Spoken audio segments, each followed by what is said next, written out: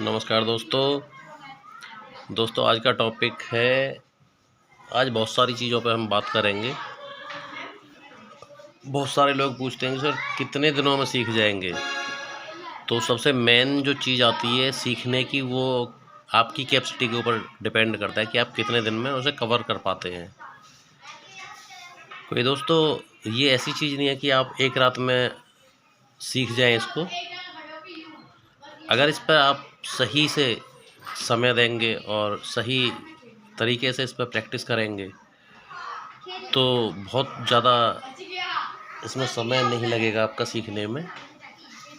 बहुत जल्दी से आप इसको 2 महीने के अंदर भी आप इसको बड़े आराम से सीख सकते हैं। केवल 7-8 चीज़ें होती हैं जो हम लोग गलतियां करते हैं और उन्हें हम सुधारते नहीं हैं। सबसे मेन क्या होता है कि हमें जल्दबाजी होती है कि हम कैसे बहुत जल्दी से सीखें। तो जल्दी सीखने का तो फॉर्मूला एक ही है कि आप सबसे पहले अलंकारों का रियाज करें, जो परफेक्ट रियाज है उसको, क्योंकि बिना इसके तो कुछ भी नहीं होगा। सबसे पहले अलंकार, फिर आपको रूट नोट की पता होनी चाहिए कि रूट नोट क्या है। उसके बाद में फिर आपको थाट पता होने चाहिए, क्या थाट है, कौन कौन से थाट होते हैं, क्या होता है, फिंगर पोजीशन है हमारी क्या है वो। रूट नोट हो गया, थाट हो गई, फिर उसके बाद में राग हो गए। तो इन्हें सीखने में तो बहुत ज़्यादा समय नहीं लगेगा आपको।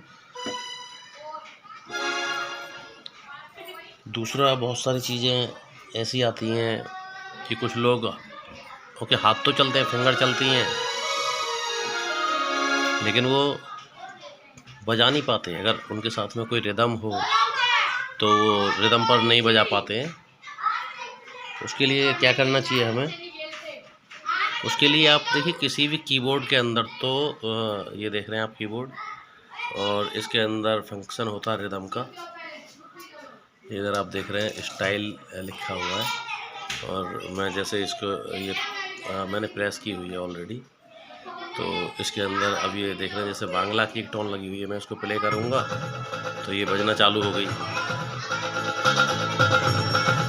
इसी तरीके की बहुत सारी रिदम है इसके अंदर।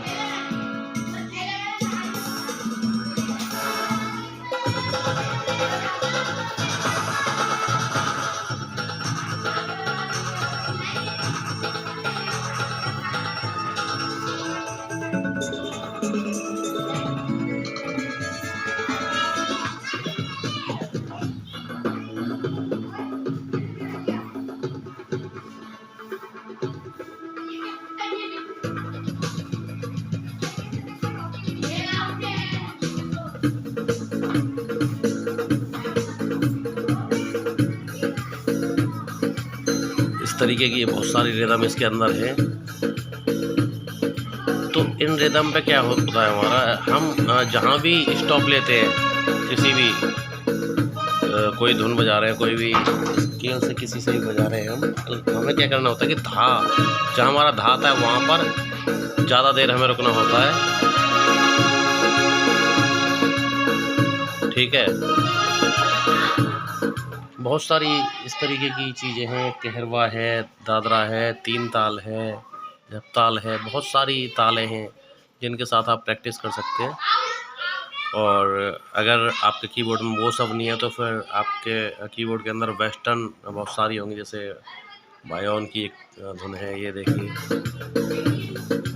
ये रोमन की है धुन।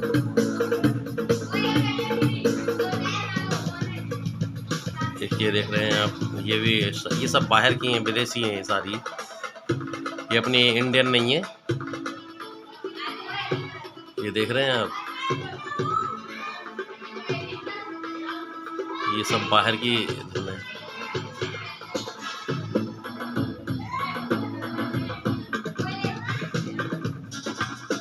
ये डिस्को की होगी, देखो। इस तरीके की बहुत सारी टोन आपके कीबोर्ड के अंदर भी होंगी। और दोस्तों, बहुत सारे लोग कहते हैं कि सर अपने पास तो कीबोर्ड नहीं है।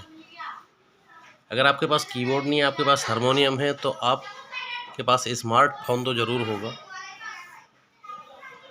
स्मार्टफोन में कोई भी ऐप रिदम की, बहुत सारी ऐप है, मारवाड़ी टोन है, इस तरीके की मारवाड़ी ढोल है, इस तरीके के काफ़ी सारी ऐप हैं जो जिनके अंदर काफ़ी सारे आपके पैटर्न हैं रिदम के, उन पर आप प्ले कर सकते हैं।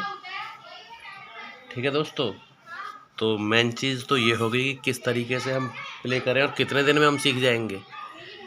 सीखने का तो आपके ऊपर डिपेंड है ये सब कुछ।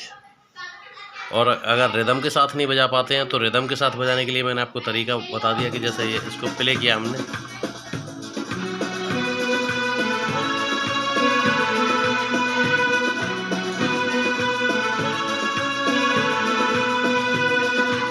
अब हम गलती क्या करते हैं कि हमारी जो फिंगर है या तो बहुत धीरे बज रही होती है या बहुत फास्ट बज रही होती है। हमें जो हमारी रिदम का टेम्पो है उसके साथ बजाना हमें पड़ेगा। देखिए मैं आपको दिखा देता हूँ एक बारी। लीजिए मैं आपको एक ये कोई बाहर की टोन है। अब ये देखिए इसका जो टेम्पो है वो 100 है। ठीक है,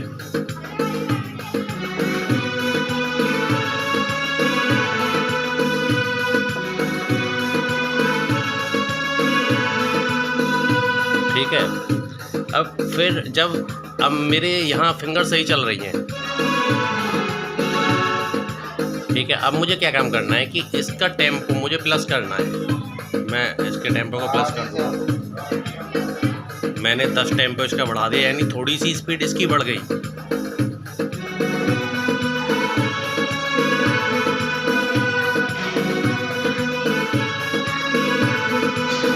ठीक है, कम से कम 8-10 बार मैं इसकी प्रैक्टिस करूं इस रिदम की, फिर उसके बाद में टेम्पो और प्लस कर दूं मैं। अब 120 टेम्पो हो गया।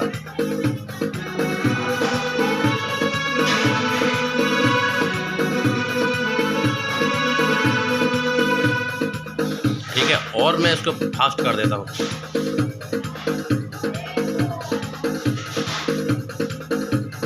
मैंने इसको 150 कर दिया।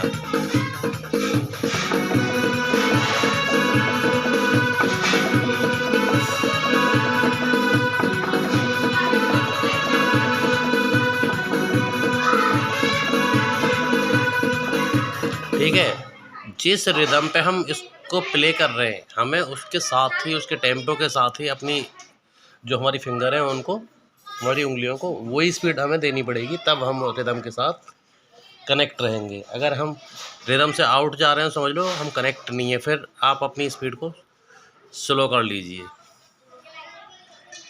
और ये एक साथ नहीं बढ़ाना है आपको। जैसे आज आप 100 पर बजा रहे हैं,